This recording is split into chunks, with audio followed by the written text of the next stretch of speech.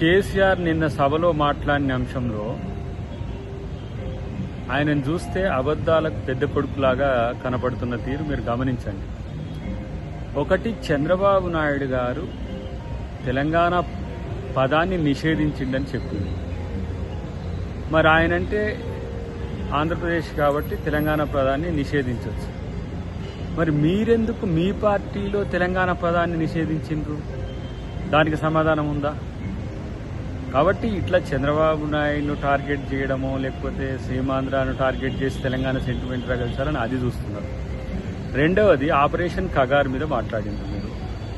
Operation Kagar మీద మాట్లాడి ఏదో శాంతి చర్చలకు మీరు, లేదంటే మావోయిస్టులకు లేకపోతే వామపక్ష పార్టీలకు మీరు ఏదో బాసటగా ఉన్నట్టుగా చెప్పే ప్రయత్నం చేస్తే, వరవర్రావు గారు తెలంగాణకు అక్కడ జైళ్ల పరిస్థితులు మహారాష్ట్ర బాగలేదు, ఇక్కడ మార్చమని చెప్తే పట్టించుకున్నారా?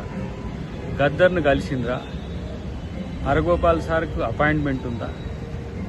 ఇంతెందుకు ప్రజా సంఘాల నాయకులైన మందకృష్ణ గారిని ఏ విధంగా అరెస్ట్ చేసిండ్రు? తెలంగాణ ఉద్యమ నాయకుడైన కోదండరాం గారు అరెస్ట్ ఎలాంటి పరిస్థితి ఉంది? అంటే మానవ హక్కుల గురించి వచ్చినప్పుడు మీ యొక్క స్టాండ్ ఎట్లా ఉందో తెలుసుకోవాల్సిన పరిస్థితి ఉంది.